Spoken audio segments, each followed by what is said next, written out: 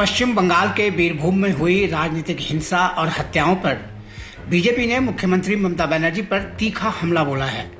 BJP के राष्ट्रीय प्रवक्ता संबित पात्रा ने इसकी तुलना हिटलर के जमाने में जर्मनी में बने कंसंट्रेशन कैंप से की है और कहा है कि महिलाओं और बच्चों को पहले बुरी तरह मारा गया और उसके बाद उन्हें आग के हवाले कर दिया गया। ऑटोप्सी के रिपोर्ट आए और दुख के साथ और बड़े कष्ट के साथ मुझे कहना पड़ रहा है कि ऑटोप्सी की रिपोर्ट जो मीडिया ने अभी प्रकाशित किया है वो बताती है कि इन महिलाओं और बच्चों को मरने से पहले बर्बरता पूर्वक मारा गया था। They were badly beaten and then they were locked inside the room and burnt alive. आप सोच के देखिए, ये किसी नाजी कंसंट्रेशन कैंप से कम नहीं। This is almost akin to a concentration camp, जिसमें महिलाओं को पहले मारा जाता है, फिर उनको एक कमरे में बंद करके जला दिया जाता है। बच्चों को, छोटे मासूम बच्चों को जिंदा जला दिया जाता है मारने के पश्चात। यह चिंता का विषय पूरे हिंदुस्तान के लिए। संबित पात्रा ने यह भी कहा कि पश्चिम बंगाल में तृणमूल कांग्रेस बदले की राजनीति पर चलती है और बीजेपी के 200 कार्यकर्ताओं की हत्या की जा चुकी है। उन्होंने कहा कि बीरभूम में जिस समय तांडव हो रहा था, पुलिस या प्रशासन वहां से नदारद थी। पात्रा ने आरोप लगाया कि किसी के इशारे पर पुलिस को उस समय वहां से दूर रहने को कहा गया था। The Bengal files are replete with such horrendous political murders. ये जो बंगाल की फाइल है बदले की राजनीति का, इस फाइल के कई पन्ने हैं। यह एकमात्र पन्ना नहीं है जिसके विषय में आज हम चर्चा कर रहे हैं।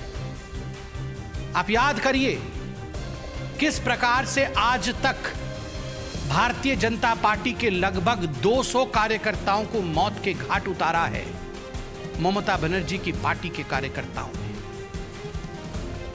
ये जो बंगाल फाइल्स है, ये जो पॉलिटिकल मर्डर और रिवेंज किलिंग्स की बंगाल फाइल्स है, उस पे प्रत्येक हिंदुस्तानी, प्रत्येक मानव को आज उस पर गौर करने की आवश्यकता है और ममता बनर्जी से सवाल पूछने की आवश्यकता है। कभी कभी तो मन करता है कि ममता जी से कहें कि ममता जी, नाम तो आपका ममता है मगर काम निर्मम है। बंधुगण, विगत एक हफ्ते में, just in the last 1 week, 7 दिनों में 26 पॉलिटिकल किलिंग्स हुए हैं बंगाल में। 26 लोगों को मारा गया है। वो पूरा लिस्ट लेकर मैं बैठा हूं। पानीहाटी में 2, कोलकाता में 2, देगंगा में 1, हरिचंदनपुर में 1, जारगाम में 1, इच्छापुर में 1। ये बहुत बड़ी फहरिस्त है, ये लिस्ट है। मुझे दुख और कष्ट इस बात का लग रहा है कि लोगों की हत्याओं को एक स्टैटिस्टिक्स के रूप में आज हम डिस्कस कर रहे हैं, जबकि ममता बनर्जी को इस पे काम करना चाहिए था, इनको प्रिवेंट करना चाहिए था, इनको रोकना चाहिए था। बंधुगण, कल मैं टीवी में देख रहा था, उस गांव में जहां ये निर्मम हत्याएं हुई हैं, वहां महिलाएं कह रही हैं कि पुलिस नदारद थी। 90 मिनट तक पुलिस नहीं आई। पूरी रात पुलिस का कोई वहां व्यक्ति नहीं रहा।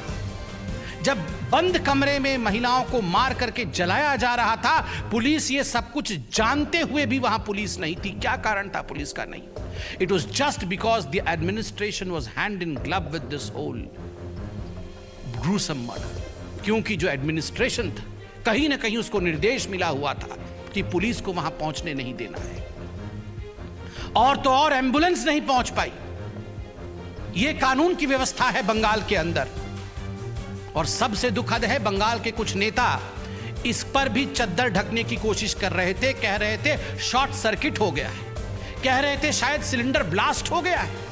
आज जब ऑटोप्सी के रिपोर्ट सामने आए और आज जब पता चल रहा है कि महिलाओं और बच्चों को मारा गया, पीटा गया बर्बरता पूर्वक और उसके बाद उन्हें जिंदा जलाया गया, तो वो नेता कहां है जो कह रहे थे कि शायद शॉर्ट सर्किट हुआ है? इतनी निर्लजता।